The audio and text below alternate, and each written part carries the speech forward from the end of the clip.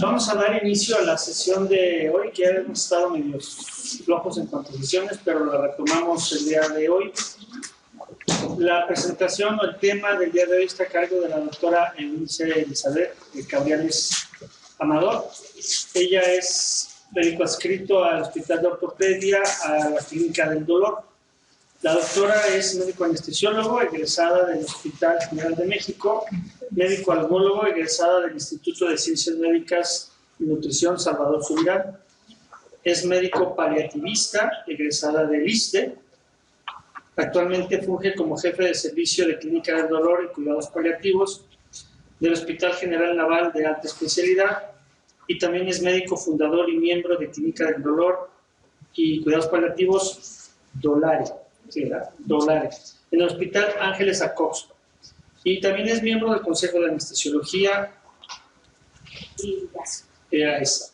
Muy bien, eso. Entonces, para conocer un poquito más a fondo del tema, la doctora nos va a explicar un poquito más a fondo precisamente de lo que consisten los cuidados paliativos y diferencia de todos estos manejos de medicamentos analgésicos, que pues ellos son los expertos en la materia. Entonces, doctora, adelante, muchas gracias. Gracias, buenas tardes a todos.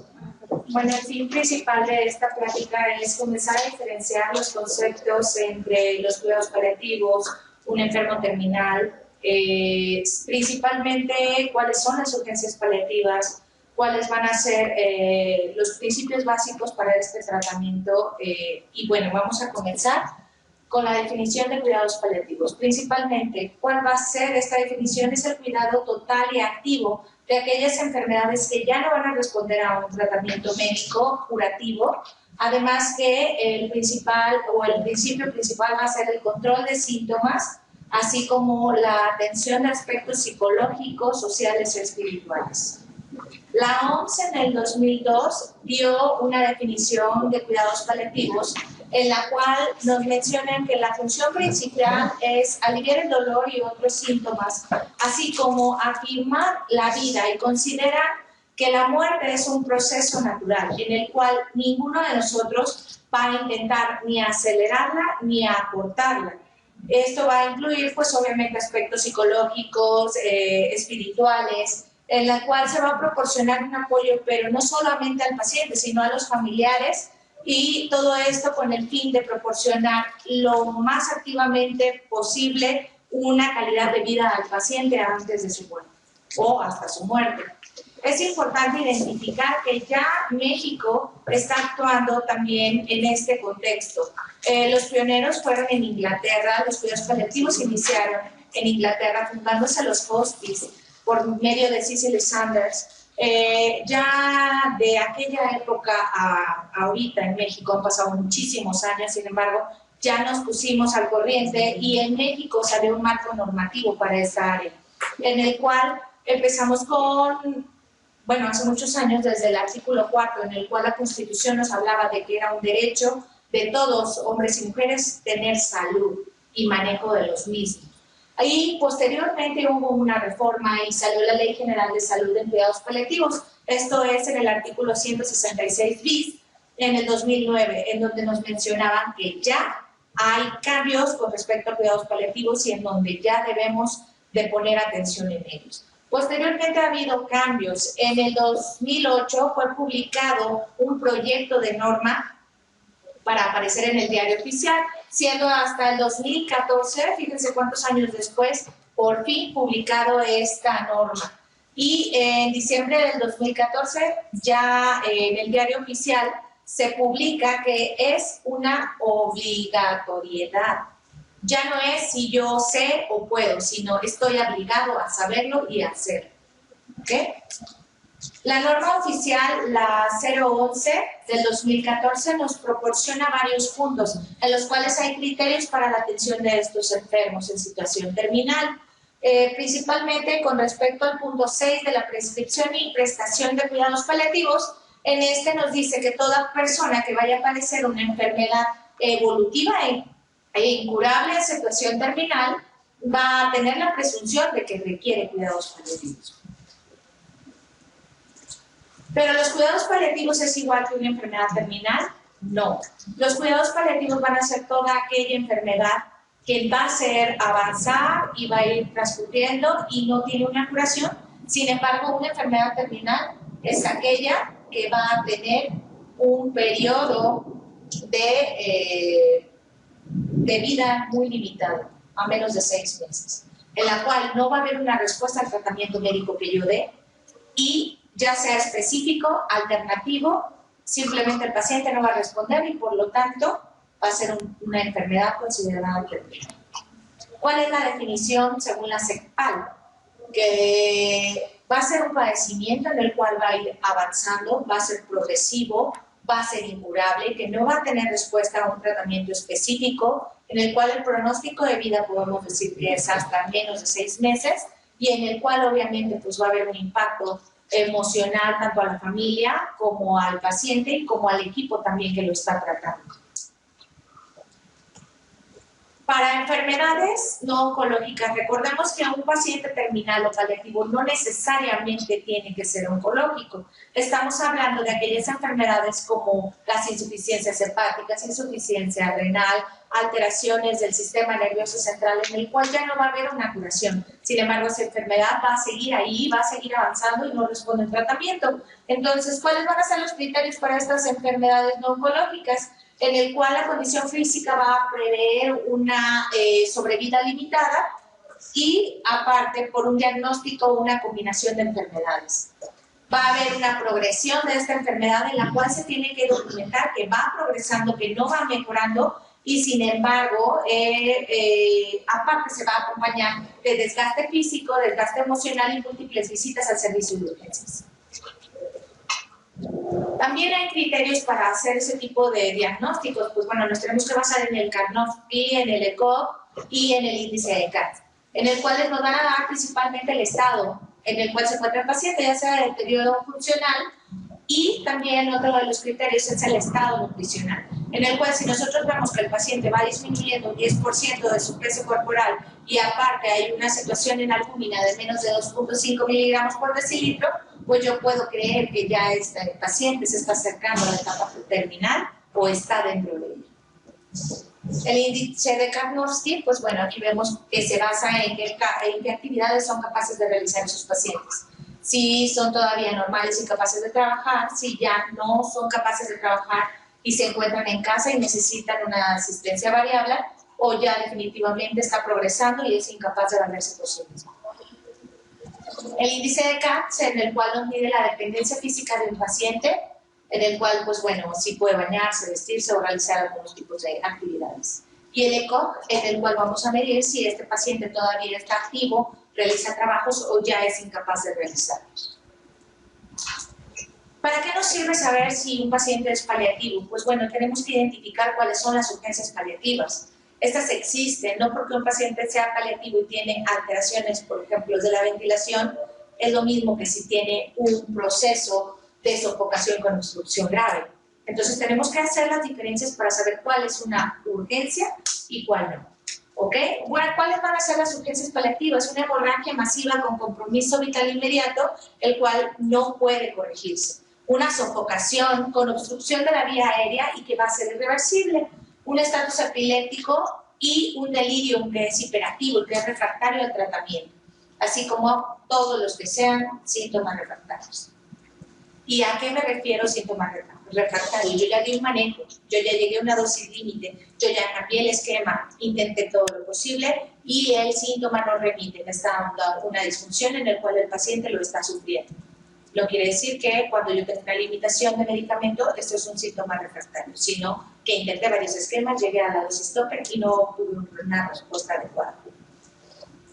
La hemorragia masiva con compromiso vital inmediato, pues bueno, se presenta principalmente en el 10% de los cánceres avanzados y en el 6% va a ser el motivo de fallecimiento. Algunas causas pues va a ser desde la hemoptisis, las hemorragias digestivas y bueno, estas pueden llegar a ser potencialmente reversibles. La disnea, pues bueno, no es lo mismo una alteración o falta de aire por alteraciones anatómicas que una disnea, que es la sensación subjetiva de ahogamiento. Esta incidencia de disnea se presenta principalmente del 19 al 90% en los pacientes que tienen cánceres principalmente a nivel cerebral o a nivel de la vía aérea. Este tipo de sintomatología respiratoria se va a presentar principalmente en la última semana de vida del paciente. Esto se presenta como estridor y alteraciones en la ventilación. Ya se está acercando el momento de la muerte. Es una complicación, puede ser rápida, la muerte súbita, y es generalmente causados por los tumores y las hemorragias. El estridor, pues bueno, es el preludio de la sofocación. El tratamiento. Nosotros como clínica del dolor y como paliativistas tendemos a utilizar medicamentos que me palíen la situación. Recordemos que ya no va a mejorar, pero sin embargo puedo evitar que el paciente muera ahogado. ¿Cómo hago que esa percepción del ahogamiento se presente? Por medio de morfina. ¿Ok? Vamos a empezar como 5 a 6 miligramos cada 4 a 6 horas manejando rescates para paliar esa sensación. Recordemos, morfina no nada más es para dolor, también es para disnea, ¿ok? Y los pacientes pues pueden recibir butiliocina con el fin de únicamente secar esas secreciones que si de por sí el paciente se está ahogando, pues bueno, al secar esto va a mejorarnos la situación.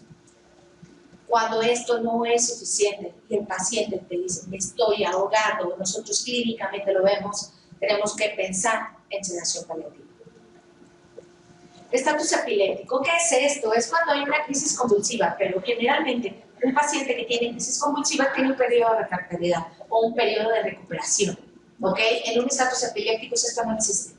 Va de una crisis a otra, sin que va a una recuperación.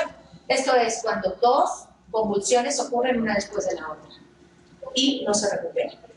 El tratamiento, pues bueno, tenemos que ir a mejorar ese estatus epiléptico. Recordemos que el paciente está sufriendo, como con fenitoína. Una infusión de 20 miligramos en 25 minutos. ¿Cuánto me tarda más o menos en hacer efecto? Hasta 40 minutos. Y si esta convulsión pues persiste, hay que calcularlo ya a 5 miligramos por kilo. Dosis máxima de 30. En caso de que persista, pues podemos cambiar a carnomarbital.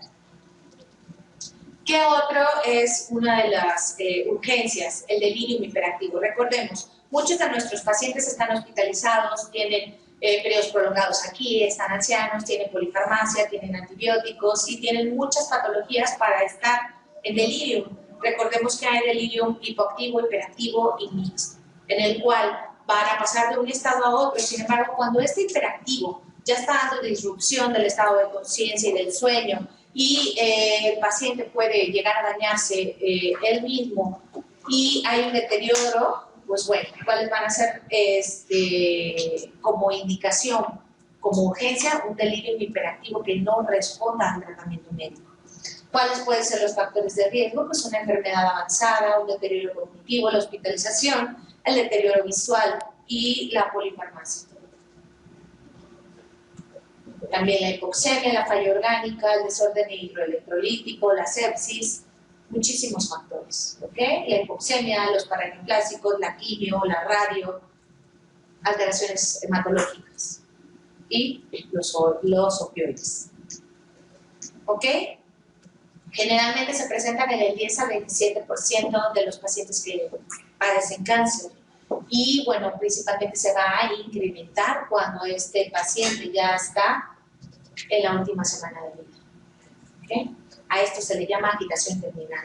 Cuando nosotros vemos a un paciente en muy mal estado, que ya no hay recuperación y que lo vemos muy agitado, eso es una agitación terminal. El paciente ya está cerca de morir. Tratamiento específico, bueno, si es una agitación severa puede ser necesario empezar manejo con haloperidol. El tratamiento desde 2 miligramos cada 15 a 30 minutos durante la primera hora y después por razón necesaria. Y pues bueno, si ninguno de los síntomas o algún síntoma refractario no está respondiendo adecuadamente al tratamiento, pues podemos iniciar la sedación paliativa.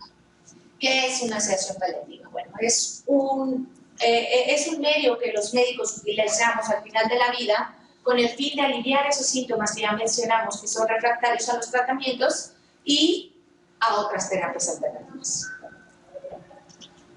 Los autores se refieren principalmente a pacientes que van a tener muerte inminente y una expectativa de vida menor a 2 semanas. Recordemos que puede haber un paciente que tiene refractariedad, pero si tenemos que tomar en cuenta cuánto calculamos de vida, si está entre 1 o 2 semanas de vida aproximadamente, es conveniente, y si es refractario, recurrir a sedación paliativa. La Sociedad Europea de Cuidados Paliativos, la CEPAL, lo refiere como un uso monitorizado de medicamentos en el cual se va a tratar de inducir al paciente en un estado de conciencia disminuido o en el cual no va a haber ninguna respuesta por parte del paciente, y todo esto para aliviar los síntomas que van a ser intratables. Esto es importante plantearlo éticamente con la familia. Necesitamos un consentimiento informado, una nota previa en el cual se especifique. Recordemos que una sedación paliativa no es igual a eutanasia, entonces necesitamos tener esos criterios. ¿Cuál es el principio de doble efecto? ¿Qué pasa si yo doy una dosis de morfina tratando de paliar una sofocación y el paciente fallece? Esto se basa y nos protegemos como médicos en principio de doble efecto. Esto es muy importante para una defensa también legal para nosotros. Esto es, un medicamento puede tener 2 efectos, pues uno bueno y uno no tan bueno, en el cual no siempre está moralmente prohibido si el efecto perjudicial no se hace de manera intencional. Yo trato de ayudar al paciente, yo trato de paliar esa sofocación. Sin embargo, si el paciente cae en paro secundario a una sobredosificación de opioides, mi fin no era matarlo, mi fin era ayudarle con la sofocación. Entra el principio de doble efecto. ¿Cuáles son los criterios para esa sedación paliativa? Pues bueno, los que ya mencionamos como urgencias paliativas son exactamente los mismos.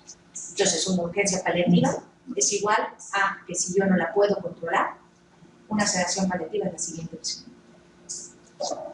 ¿Cuál es el proceso? Pues bueno, tiene que haber una indicación correcta en el cual se valora el paciente, en el cual haya un consentimiento explícito. Si el enfermo todavía está mentalmente apto, pues el paciente te puede dar el consentimiento informado, y si no, obviamente la familia. La información tiene que ser clara y completa, poner los registros en nuestras notas o historia clínica y la administración de los fármacos y las combinaciones que se están llevando a cabo. ¿Cuánto debe de durar? De 1 a 10 días. Por eso dijimos que iba a ser un periodo corto. El paciente, una buena sedación paliativa, no debe de durar más de 10 días. Recordemos que tiene que ser un paciente en etapa terminal. ¿Y cuáles van a ser los fármacos? A un paciente no se le lleva a sedación paliativa con opioides. Eso es una mala práctica. Lo que tenemos que hacer es utilizar sedantes, como midazolam, de 1 a 3 miligramos en polo de impregnación y posteriormente con infusión continua. Rescates hasta de 1 miligramo, ir duplicando hasta que el paciente entre en estado de disminución de conciencia. ¿Qué otros fármacos podemos utilizar? Neurolépticos, aloprazol. Si tenemos un paciente con refractariedad a un estatus epiléptico, que de por sí lo íbamos a tratar con haloperidol o con delirium hiperactivo que no responde al tratamiento, pues bueno, podemos utilizarlo para sedación paliativa. Cuando esto no es suficiente, podemos hacer la mezcla con propofol, ¿ok? En infusión continua de 5 a 70 miligramos. Recordemos, tenemos que tener en cuenta los principios bioéticos en el cual nosotros no buscamos dañar, buscamos un beneficio para nuestro paciente. Por lo tanto, debemos que considerar que la acción de sedar, desde el punto de vista bioético, no es buena y tampoco es mala, simplemente se aplica según las circunstancias para el paciente. Vamos a terminar esta charla queriendo hacer un poco de hincapié en que nuestro fin como paliativistas y como clínica del dolor es tomar en cuenta siempre la vida del paciente y a los familiares, tratar de apoyarlos lo más que se pueda. Cicely Saunders, que fue la fundadora, lo vio desde el principio y puso: tú me importas por ser tú, importas hasta el último momento de tu vida y haremos todo lo que esté a nuestro alcance, no solo para ayudarte a morir en paz, sino también a vivir hasta el último día en que mueras. Entonces es importante tomar en cuenta que tenemos que ayudar a los pacientes, no solo es ser médicos tampoco se trata de tener encarnizamiento. Cuando ya es necesario hay que dejar ir a ese paciente. Y bueno, solo te invito a tomar mi mano y a ser mi aliado en esta travesía. Ayudemos a los pacientes paliativos, es importante que lo conozcamos y que hagamos esta cultura. Ya es obligatoriedad. Entonces vamos a hacerlo juntos. Para que tengan buena tarde. Gracias.